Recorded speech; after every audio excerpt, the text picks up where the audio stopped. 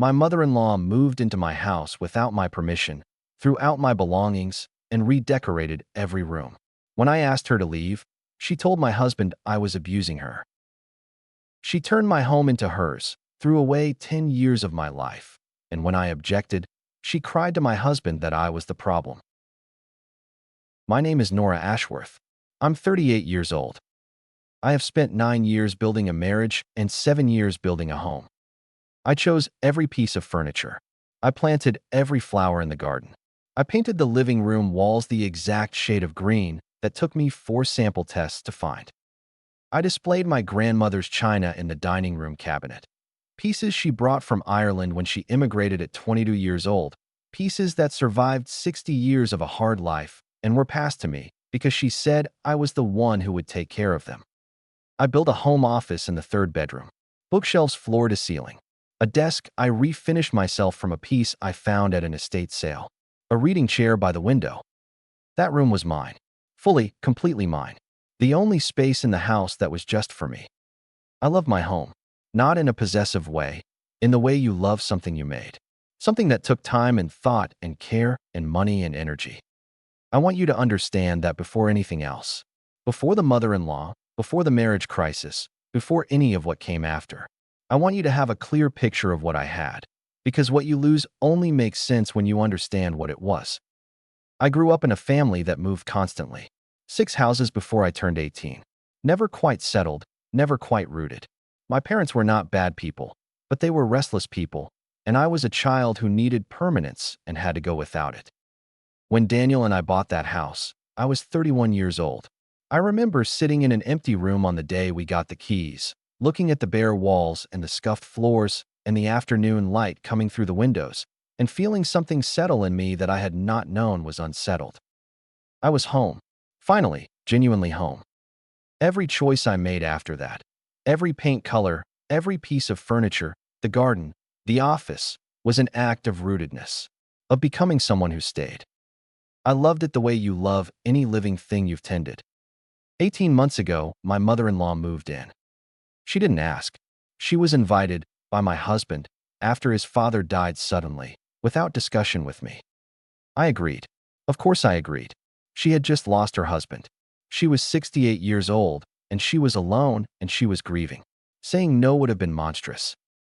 I made up the guest room. I moved some of my things from the bathroom to make space. I set an extra place at the table. I opened my home. And over the next 8 months, she systematically dismantled it. Piece by piece, room by room, until the house I had spent 7 years building no longer looked like mine at all. And when I finally asked her to leave, calmly, clearly, after 8 months of patience, she called my husband and told him I had screamed at her, that I had been making her life miserable for months, that I had abused her. My husband believed her. He told me I owed her an apology.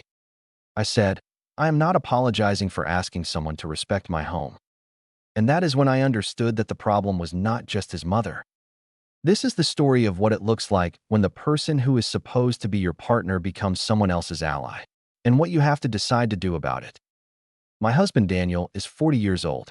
We met when I was 27 and he was 29 at a work conference in Cincinnati. He was funny and warm and had the kind of steady, grounded energy I had always been drawn to. We were engaged within 2 years, married the year after. For most of our marriage, we have been a good team. I want to say that clearly because what came after does not erase everything before. Daniel is not a bad person. He loves me. But he is a man who has never fully learned to hold 2 things at once, his mother's needs and his wife's, without one of them falling. And in our marriage, it has usually been mine that dropped. His mother, Gloria, is a complicated woman. I knew that before she moved in.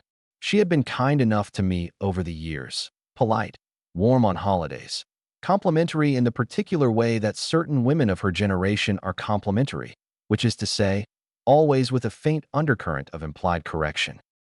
Your hair is so pretty down, Nora. You should wear it down more often. The roast is wonderful. Just a little more time next time, and it would be perfect. This is a lovely little house. Daniel could probably get something bigger if he really pushed at work. Small things. Easy to dismiss individually. Harder to dismiss as a pattern. But I had never needed to be in close proximity to that pattern before. A holiday visit, a Sunday dinner, these were manageable. These had endpoints. Moving in was different. His father Gerald died in March. A heart attack, sudden at home. He was 69 years old and appeared healthy, and then he was gone, in the space of an afternoon. The grief was real, and it was heavy. I had liked Gerald. He was a quiet, measured man who told good stories and grew tomatoes and never made you feel like you were being assessed when he looked at you. We drove down to their house in Cincinnati to handle the immediate aftermath.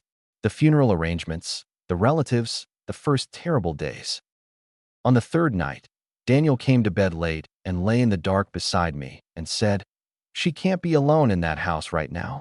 I want to bring her back with us." "For how long?" I asked. "Just until she gets her feet under her. A few weeks, maybe a month. She needs family around her." I thought about my grandmother's china. I thought about my office. I thought about the small, private rhythms of our home that I valued precisely because they were small and private. Then I thought about a 68-year-old woman alone in a house where her husband of 44 years had just died. "Okay," I said. "She can stay." I meant it when I said it. I need that to be clear. I was not secretly resentful or performing generosity I didn't feel. I was genuinely willing. I understood that grief doesn't operate on a schedule and that the few weeks might stretch. I had prepared myself, mentally, for 3 months. What I had not prepared myself for was what Gloria actually did. The first 2 weeks were fine.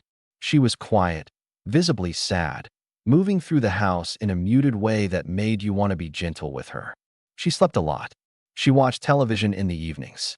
She was polite at meals. I felt good about having her there. Protective, purposeful. In week 3, she started making suggestions. "You know, Nora, I've always thought the living room furniture arrangement doesn't make the most of the natural light. If you move the sofa to face the window instead." I nodded and said I'd think about it. I didn't move the sofa. 2 days later, I came home from work to find the sofa moved. I moved it back. I didn't say anything about it. The following week, she mentioned the kitchen. "Your pots and pans, I noticed they're nonstick. Nonstick releases chemicals at high heat, I've read. I prefer cast iron and stainless. Much better for cooking." "I've used them for years," I said. "I like them." "Well, of course," she said, in a tone that implied the matter was not settled. A week later, I opened the lower cabinet where my cookware lived and found it entirely reorganized. My nonstick pots had been moved to the back of a high shelf. New cast iron and stainless pieces I had never purchased were arranged neatly in the front. "Gloria," I said, finding her in the living room, "did you reorganize the kitchen?" "I just moved a few things around. And I bought some better pots. Daniel said you wouldn't mind." Daniel had said I wouldn't mind, without asking me. I went to Daniel that evening. "She reorganized my kitchen," I said, "without asking. And apparently you told her I wouldn't mind." "She was just trying to help. She likes to feel useful. You know how she is." "I don't want her reorganizing my things, Daniel. I want her to ask me first. She's grieving. She needs to feel like she has some agency somewhere. Can you just let this one go?" I let it go. I should not have let it go. I understand that now. Not because one small capitulation is a catastrophe, but because capitulation, in these situations, is never read as generosity. It is read as permission. And Gloria, I would come to understand, was very skilled at reading permission. In month 2, she asked if she could freshen up the guest room, which was, technically, her room at that point. I said yes. Of course. It was her space. She repainted it. I came home to a completed paint job in a salmon color I found quite unpleasant, but told myself was her room and didn't matter. In month 3, she asked if the extra room, my office, was being used. "Yes," I said. "That's my home office. I work from home 2 days a week." Of course," she said.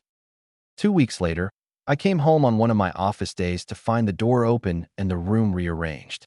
My desk had been pushed against the wall. My reading chair was in the corner. A folding table had been set up in the center of the room, covered in fabric samples, yarn, and a sewing machine I had never seen before. My bookshelves were intact. but a collection of decorative plates had been hung on the wall between them that I had not put there. I stood in the doorway of my office and breathed. "Gloria," I said. My voice was very controlled. She looked up from the sewing machine, pleasantly surprised to see me. "Oh, Nora, I hope you don't mind. I've been looking for something to do with my hands, and I thought this room wasn't being used most days. I told you it was my office. But you're only here 2 days a week, and the rest of the time it just sits. It's my room, Gloria. I use it. I need it." She looked hurt, wounded, the particular expression of someone who has been, in their own narration, simply trying to help. "I can move my things if you'd like," she said. "I just thought. I didn't mean any harm." I told Daniel. He said, "She's been so much better since she started crafting. It gives her a focus. Can you work from the kitchen table on your off days? Just until she gets more settled?" "It's my office, Daniel. I built that room. I refinished that desk." "I know, but she's only been here 3 months. She's still grieving. Please." So I packed up my laptop and moved to the kitchen table. I should not have worked from the kitchen table, but I did. Month 4 was the month she redecorated the living room. I came home on a Thursday evening to a living room I did not recognize. My sofa, a deep teal linen piece I had saved for and selected with enormous care, was gone. In its place was a floral chintz sofa I would not have chosen in any universe. My coffee table was gone. My side chairs were gone. New pieces, all of them, arranged in a configuration that had nothing to do with the room I had designed. I stood in my own living room and could not speak. "Gloria," I heard my voice from somewhere far away. "Where is my furniture?" She appeared from the kitchen, bright, almost eager. "I hope you don't mind. I felt like a change was needed, and those pieces happened to be in stock at the furniture store down the road. The teal sofa was lovely, but it really dominated the room, don't you think? This is so much lighter and more welcoming. Where is my sofa?" I had it taken away. The delivery company offered a removal service, and I thought, "You threw away my sofa." "Donated, technically, to a charity. I have the receipt if you need." "Gloria, that was my sofa. That was my furniture. You cannot." "I was only trying to." "Stop." I held up my hand. "Please stop." I walked into the bedroom and I called Daniel. I told him what had happened. My voice broke somewhere in the middle of it. He said, "I'll talk to her." He talked to her. I don't know what he said. What I know is that nothing changed. What I know is that the next day, the floral chintz sofa was still there. And the day after that. And the day after that. I want to stop here and say something about what this kind of thing does to you over time. The gradual, accumulative nature of it. Because when people hear a story like this from the outside, they often ask, "Why didn't you stop it sooner? Why didn't you put your foot down when she moved the sofa? When she reorganized the kitchen? Why did it take months?" And I understand why that question makes sense from the outside. But from the inside, each individual moment is small enough to dismiss. Moving the sofa, is that really worth a fight when she's grieving her husband? The kitchen reorganization, maybe she was trying to help. Maybe it came from a good place. Maybe I'm being rigid. The office, it's only 2 days a week. Maybe Daniel's right that I can manage from the kitchen temporarily. Each thing, by itself, has a rational explanation that sounds like generosity if you say it a certain way. It's only when you line them up, when you see the sequence, the direction, the steady progression from guest to cohabitant to, apparently, owner, that the shape becomes clear. And by the time the shape is clear, a great deal has already been lost. I also want to say something about what it does to your sense of yourself. Every time I raised an objection and was told to be patient, some small part of me absorbed the implication that I was being difficult, that I was prioritizing things over people, that my attachment to a sofa or a kitchen cabinet or an office was somehow less legitimate than Gloria's need to feel useful and at home. By month 4, I had begun to feel like a guest in my own house. Not loudly or dramatically, just a low-grade, persistent wrongness. A sense that my preferences were the obstacle to be navigated around rather than the baseline that should have been respected from the beginning. That is a difficult thing to name when you're inside it. Easier to name in retrospect. What I know is that the next week, I found my grandmother's china gone. Not replaced, not rearranged, gone. The dining room cabinet where those pieces had lived for 5 years stood empty. I found Gloria in the kitchen. "Where is my grandmother's china?" I said. She turned from the stove with an expression I will not forget for the rest of my life. Not guilt, not even embarrassment, but a mild, slightly defensive puzzlement, as if I had asked about something of no particular consequence. "The cabinet pieces? I donated them, I'm afraid. They were just sitting there. Cabinet space is so valuable, and those pieces weren't being used, and I honestly thought." "Those were my grandmother's," I said. "Yes, well, she brought them from Ireland. She is dead. Those are irreplaceable." Gloria set down her spoon. Her expression shifted to something more careful. "I didn't know they had sentimental value. I told you about my grandmother's china. I told you the first week you were here. I pointed to that cabinet, and I said those belonged to my grandmother." She said, "I don't recall that."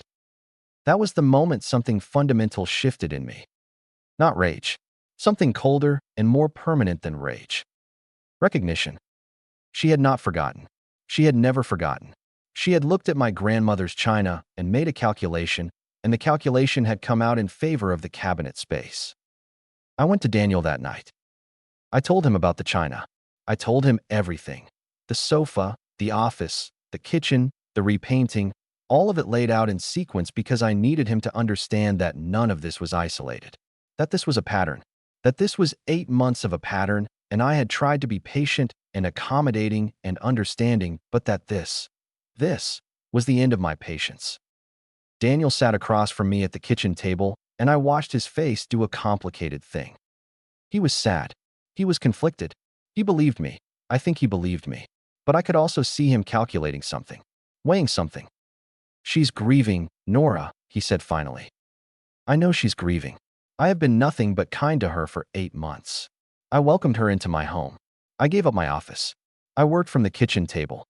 I let things go that I should have addressed immediately. And she threw away my grandmother's china.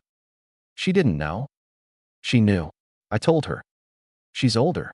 She forgets things." Daniel. I made sure he was looking at me. She did not forget. And even if she had forgotten, she was not entitled to throw away my belongings. Not because she forgot and not for any other reason. He was quiet for a long time. "What do you want me to do?" he said. "I want you to tell her she needs to find her own place. I want a timeline. I want her home back." He nodded slowly. "I'll talk to her," he said. He talked to her. The next day, everything appeared to be the same as it had been the day before. I gave it a week. Then I went to Daniel again. "Did you speak with her?" I mentioned it. She got very upset. I told her we'd discuss it more when things calmed down. "I want to date Daniel. When is she leaving?" "Nora." "When?" He looked at me with an expression I had not seen from him before. Not quite resentment, but something in its neighborhood. "You're asking me to kick my mother out. I am asking you to give your mother a reasonable timeline to find her own housing so that we can have our home back. She has been here for 8 months. Your father's estate is settled. She has resources. She is not helpless. I need a date." 6 weeks, he said. "Give me 6 weeks to find something suitable for her." I agreed to 6 weeks. 3 days later, I sat down with Gloria myself. I had thought carefully about how to approach the conversation. I was calm.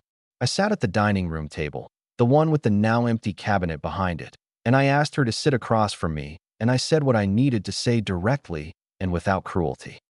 I told her that I was so sorry for her loss, that I had been glad to have her with us while she found her footing, that I understood grief does not run on a schedule and I had never wanted to rush her, but that the house was Daniel's and mine, that it was not a permanent arrangement, that Daniel and I had agreed she would begin looking for her own place with the goal of being settled within 6 weeks.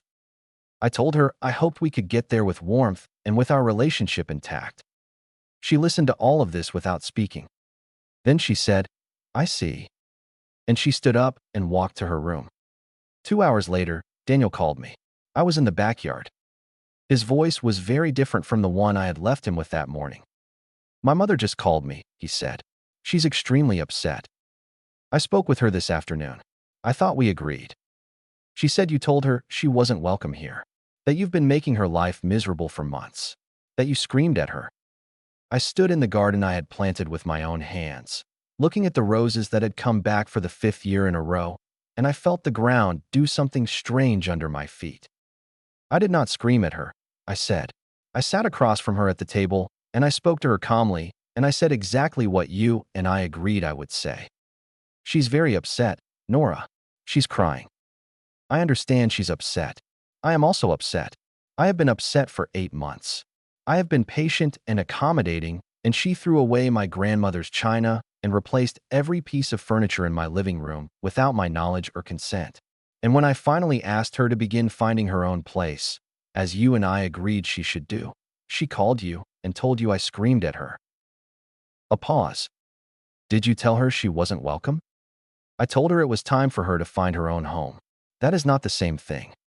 She's 68 years old, Nora. She just lost her husband. I know how old she is, and I know what she lost, Daniel. I have known that for 8 months. That is why I have tolerated things I should not have tolerated. But I need you to believe me right now. Not her. Me. Your wife. Another pause. Longer. I think you both said things that didn't come across the way they were meant, he said. I think emotions are high, and everyone is reading the worst into everything. I think you should apologize to her. For what? For making her feel unwelcome. I will not apologize for asking her to respect my home. I will not apologize for agreeing with my husband that she needed a timeline to find her own place.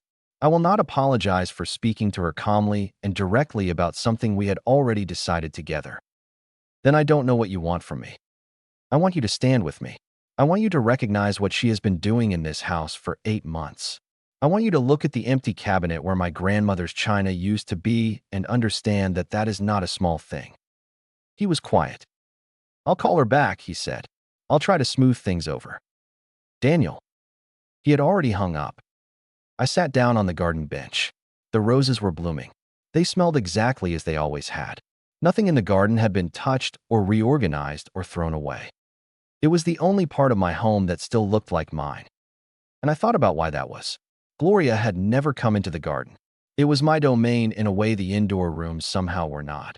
Maybe because there was nothing in it that could be easily replaced, no furniture to swap out, no cabinet to clear. Or maybe because she simply wasn't a gardener and had no framework for assessing whether I'd done it right. Whatever the reason, the garden had been left alone. And standing at the edge of it, I understood for the first time what had been happening inside the house. Gloria had a framework for the house, for how a living room should be arranged, what cookware should be used, how a room should function. And in her framework, my choices were simply wrong. Not different, not personal, not mine, but objectively incorrect. Things to be corrected. She wasn't remaking my home out of cruelty. I think that is genuinely true. She was remaking it because she could not see a reason not to. Because my ownership of the space, my right to have made the choices I'd made, had never fully registered as real to her. I was the daughter-in-law. The house was Daniel's, in her accounting, and Daniel was her son, which meant, in the architecture of how she understood families, that the house was hers to manage. That understanding, once I had it clearly, explained everything, including why my objections had never made her pause. You don't pause when you're correcting errors. You explain why the correction is necessary, and you move on. I sat there for a long time, and I thought about 9 years of marriage. About the particular failure mode of a person who loves you but loves easily, broadly, diffusely, who spreads their loyalty so wide it becomes thin. About what it means to have a partner. About what it means when the partnership stops meaning what you thought it did. I thought about my grandmother, who came to a new country at 22 with almost nothing and built something from less than I had ever started with. Who raised children, buried a husband, worked decades at a job that used her body, and at the end of it set aside a set of dishes because she wanted them to go to the one who would take care of them. She gave them to me. And I had brought a 68-year-old stranger into my home out of decency and love for my husband, and that stranger had thrown them in a donation bin without a second thought. I cried in the garden. Properly, fully, in a way I had not allowed myself to cry in months of swallowing things. Then I went inside and I made some decisions. The first decision was a therapist. Not couples therapy, not yet. My own therapist, for me, because I needed somewhere to process what was happening that wasn't my husband and wasn't a problem to be managed. I found someone within a week. Dr. Kessler. She had a calm, precise way of asking questions that cut through my habit of framing everything in the most charitable possible light. In our second session, she said, "You keep describing your husband as someone who loves you. I don't doubt that. But love and partnership aren't the same thing. What is he actually doing?" That question sat in me for days. The second decision was that I was going to document everything going forward. Not because I was building a legal case, but because I had learned, in the conversation where Daniel told me I owed his mother an apology, that my account of events was going to be disputed, that Gloria's tears were more legible to my husband than my calm, that if I wanted to be believed, I needed evidence more durable than my own testimony. I wrote down dates, times, and descriptions of every incident from memory, going back to the beginning. I took photographs of the empty cabinet, the repainted walls, the new living room furniture, the converted office. I found the donation center that had received Gloria's drop-off, and I went there in person. The china was still in the back. Several pieces were wrapped poorly, and one cup had broken. But most of it was there. I bought it back for $40. I carried those dishes home in the box they'd been donated in, and I put them back in the cabinet, and I stood in front of them for a long moment. Then I went and found Gloria, who was watching television in the living room, on the floral chintz sofa she had put in my house without asking. "I found my grandmother's china," I said. "I've replaced it in the cabinet. Please don't move or donate it again." She looked at me over her reading glasses. "Of course," she said pleasantly, as if this were a minor logistical update. The third decision was the conversation I had with Daniel. Not a fight, not an ultimatum delivered in anger. I waited until we were both calm, and I sat him down and I said, "I need to tell you what has happened in this house for 8 months, in order, in full, and I need you to listen without defending her. And then I need to know if you can be my partner in this." He listened. I told him everything. The first rearranged sofa, the cookware, the office, the living room furniture, the china, the pattern, the accumulation. When I finished, he was quiet for a long time. He said, "I knew about most of this." "I know you did. I told you about most of it as it happened." "I kept asking you to be patient." "Yes." "I kept telling you she was grieving." "Yes." He looked at his hands. He was a good man. I kept holding on to that. He was a good man who had made a long series of bad choices because the structure of his love had a clear hierarchy and he had never been forced to look at it directly. "She didn't scream at you," he said finally.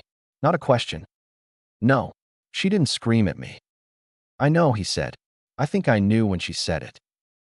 I felt something release in my chest. Not everything, but something. "So what do we do?" he said. "She needs to leave, Daniel. Not in 6 weeks anymore. She's been here 8 months.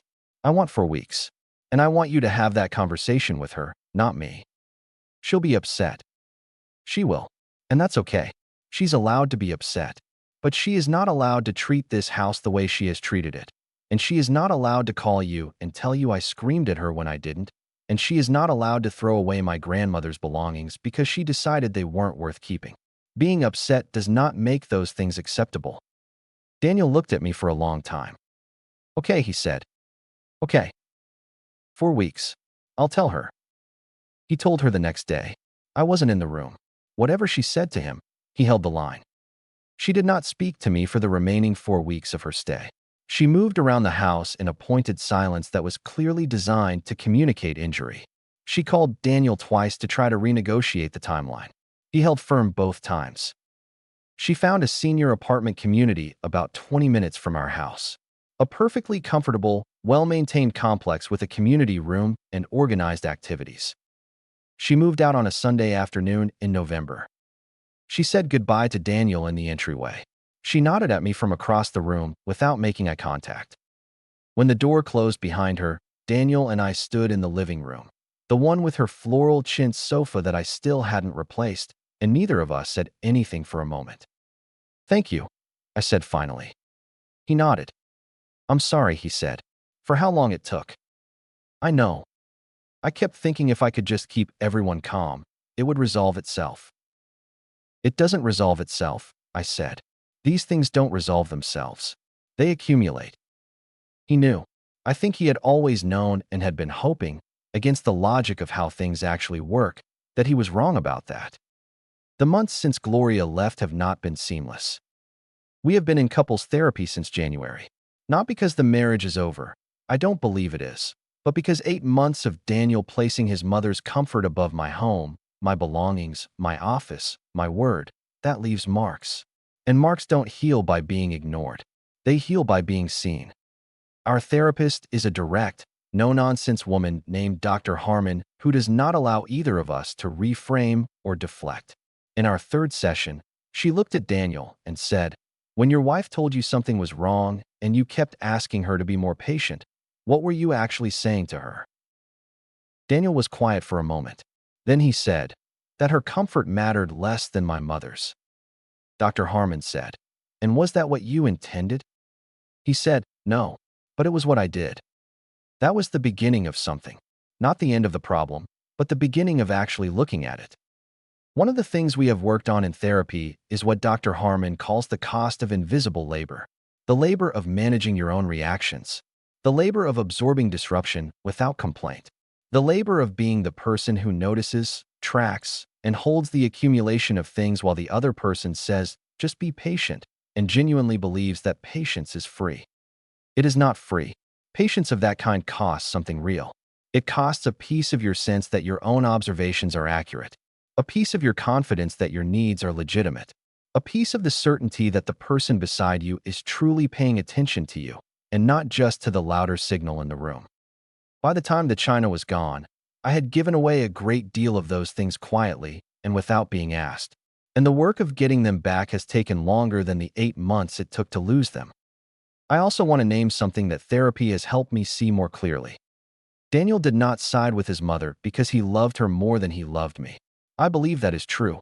He sided with her because her distress was visible and mine was managed. She cried. She called. She produced observable, legible grief that landed on him as something requiring immediate response. I raised concerns calmly, in private, through the appropriate channel of a marriage conversation. My distress was invisible because I was performing the function of being the reasonable one. And in a conflict between visible emotion and invisible endurance, visible emotion tends to win. That is not an excuse for what he did. It is an explanation. And the explanation matters to me because I am trying to build a marriage that does not repeat this failure, not simply assign blame for it. What I needed from Daniel was not perfection. It was accountability. The willingness to say, "I saw what was happening. I chose the easier path. The easier path cost you more than it cost me. And I am going to spend real time understanding how that happened so that it does not happen again." He is doing that work. Imperfectly, genuinely, in the way that real change actually looks. Not in a single dramatic conversation, but across many quieter ones, in the texture of how he shows up now compared to how he showed up then. When I raise something that bothers me now, he listens before explaining. That sounds like a small thing. It is not a small thing. When I told him I wanted the living room furniture replaced, specifically my teal sofa, if I could find a close match, he went with me to every furniture store I identified and did not once suggest that the floral chintz was perfectly serviceable, and why did it matter so much? It mattered because it was mine. Because I chose it. Because choosing it was an act of making the house a home, and having it taken away was an act of unmaking that in the most concrete possible sense. He understood that. Finally. We are still working through it. Some weeks are better than others. I have replaced the living room furniture. Not exactly what I had before. The teal sofa I loved is discontinued. And I've been finding that things change, and you have to let them change and find the new version of what you want. But the room looks like mine again. Slowly, carefully again. The china is back in the cabinet. Every piece that survived. I use it now, actually, not just display it. Every Sunday, I set the table with it. Because it turned out that $40 and a trip to a donation center is all it took to bring it back, and the lesson in that is not lost on me. You have to go after the things that matter. You can't wait for someone else to go after them for you. Gloria and I are civil. We see each other at family occasions. She is pleasant in the particular way she has always been pleasant. Carefully, with an undercurrent I am now very practiced at reading. She has not apologized. I do not expect her to. The version of events she holds, where she was a grieving widow who tried to help and was driven out by a cold and ungrateful daughter-in-law, is too important to her sense of herself for her to revise it. I have stopped needing her to revise it. What I needed, and what took the longest to secure, was my husband's revision. His willingness to look at what he had actually done, not just what he had intended, and account for the difference. He is accounting for it. Slowly. Genuinely. In the particular way that people account for things when the accounting is real and not performative. That matters. It might be the thing that saves the marriage. I want to say something directly to anyone listening who recognizes this story. Not the specific details, but the shape of it. The shape of someone moving into your space and remaking it as their own.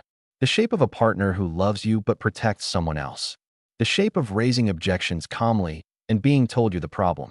The shape of your belongings, your work, your carefully tended things, treated as obstacles by someone who has decided they know better. And the particular suffocating shape of being told to be patient, to be understanding, to be the bigger person, to wait just a little longer while the accumulation continues. If you are in that shape right now, here's what I want you to know. Being understanding is not the same as being without limits. Patience is a virtue until it becomes a mechanism by which other people avoid consequences. The fact that someone is grieving or struggling or going through something genuinely hard, none of that gives them the right to take from you, to dismantle what you built, to throw away what cannot be replaced, and then look at you with mild puzzlement when you object. Grief is real. Struggle is real. Hardship deserves compassion. And also, your home is your home. Your belongings are your belongings. Your word about your own experience deserves to be believed by the person who chose to build a life with you. These things are not in conflict. They only seem to be in conflict when someone needs them to be. I also want to say something about the accusation, because I know that many of you who recognize this story will also recognize that particular moment. The moment when you finally said enough, finally named the boundary clearly and directly, and the person who had been crossing it for months suddenly became the injured party. Suddenly had tears, suddenly had a story where you were the aggressor. There is something deeply disorienting about that moment. You have been patient, you have been careful, you have said things calmly that deserve to be said with fury, and the response is, "How dare you?" The response is a phone call to your husband. The response is tears and the word abused, and the entire architecture of wrongdoing flipped so suddenly you almost believe it yourself. Almost. Here is what I have learned.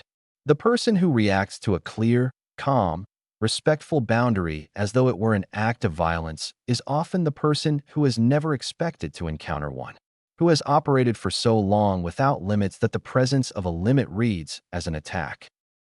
That is not your problem to solve. That is not evidence that you were wrong. That is information about them, and you are allowed to hold it as such. Name your limits clearly. Hold them steadily. Refuse to apologize for them. And if the person beside you asks you to apologize for something you did not do, take a long, clear look at what that is telling you. I am 38 years old. My marriage is imperfect and under ongoing construction. My living room is mine again. My grandmother's china is on the table every Sunday. My garden came back for the 6th spring in a row. And I am still here, in the home I built, tending it. That is not nothing. That is, in fact, everything. Have you ever had someone move into your home and begin remaking it as their own? Have you ever been told to be patient while your belongings, your space, and your word were systematically disrespected? Have you ever been the one who had to fight to be believed in your own house? Share your experience in the comments. You are not alone in this. If you believe that opening your home to someone does not give them the right to dismantle it, that grief is not a license to erase what someone else built. Hit that like button and subscribe. Because compassion has limits. And the limit is the moment someone mistakes your generosity for ownership. #MyHomeNotYours.